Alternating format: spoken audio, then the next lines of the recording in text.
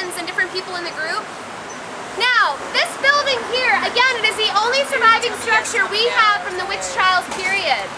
And what you do, when you're using them, you don't want to put your thumbs on the top, you want to keep your thumbs so they're fluid. And careful, because they're tricky, they might like hitting you. They sometimes spin backwards. Now, this building is the only surviving structure we have from the witch trials period. They did not make buildings intentionally creepy in the 1600s. They used a dark paint because it was easy to maintain. It also kept the heat in during the winter, and they used small pieces of glass because although they had the technology for a full sheet of glass, it would often break during shipping. They'd ship it in small pieces and assemble it here. Now, Judge Jonathan Corwin did live here for a period of his life, and a lot of the searches of the accused happened here. Now, do you know what I mean by searches?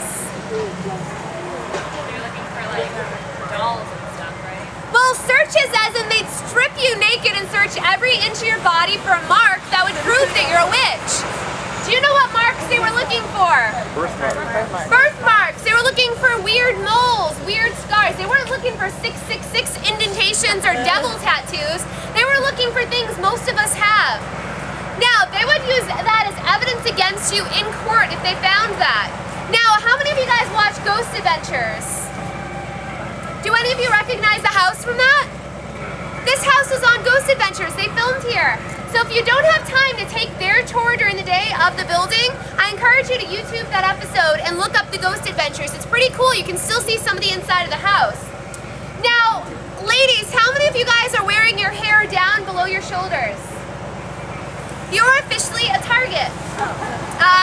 The spirit here likes to play with ladies' hair. And I'm not even joking about that. It happens inside and outside of the building.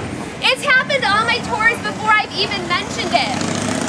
Now, this spot, again, it's loud, so I apologize for the motorcycle there. But do you guys have questions about what I've said so far? Now, on one of my tours, a woman, as I was talking, somebody asked a question about the witchcraft trials, and I talked for an extra like 15 minutes about it. And while I was talking, another girl interrupted me. She's like, "You're gonna think I'm crazy, but I keep feeling this in my hair." And apparently she felt it on the tour. Women who work here report it when they're opening and closing, they'll often feel it. Now, I believe it's actually a gentleman that's from the early 1900s that may be doing it.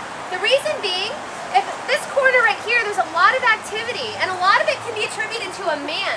People will sense a man. We believe he could be attached to the land, and he's shown up on camera before. Now, the freakiest thing anybody's captured on a tour is at the spot. Some gentleman was taking photos, and in one of his photos, he gasped immediately after taking the photo. So I went running over, I'm like, ooh, what did he capture? My jaw dropped, because you could clearly make out shoes, pants, the pleating in the pants, and then everything faded above the waist to nothing. Now, there is no way a person could have been standing there that was alive, because there was nothing above the waist, no heart, no head. And even the parts you could see were semi-see-through. And it didn't look 1600s like lower attire. It looks like early 1900s as far as the pants and the shoes went. So now I just associate, anytime something weird happens, I think of that ominous photo with those legs and the shoes. Again, I don't know who the gentleman is, and I do not believe it's Judge Jonathan Corwin. Now, do you guys have questions about anything I've said so far? Yeah. Really? All right, well, we are actually, I'm going to give you a chance to take photos before we head to the next stop. Do any of you know how to take photos of ghosts? I always like seeing. Well, first off, if your camera is on night setting, take it off. If your camera's on night setting, what'll happen is if you shake and move your arm and all, it'll drag the lights in the photo and it'll look creepy. Also, you want to take a rapid succession of photos. The reason being, in that, you know, if you take a rapid succession, you take 4 or 5 photos, you can see if something flickered in and out. You can also see if it's a particle of dust or something else that got stuck in your photo, because sometimes it'll move.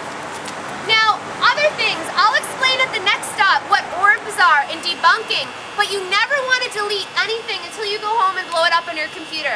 If I had a penny for every time somebody said, had I not went home and put it on my computer, I would have missed something, I would own this house by now. The reason being, most cell phone cameras and digital cameras have such bad resolution on their screens, you can't get the full effect of the photo until it's blown up and has quality imaging on a computer or screen of some sort. Now, I'll get out of your way so you can take photos, but again, you want to take at least 3 photos in a row usually. It's pretty much the marker. And I'll explain at the quieter stop, the next round, what you can actually capture. So feel free to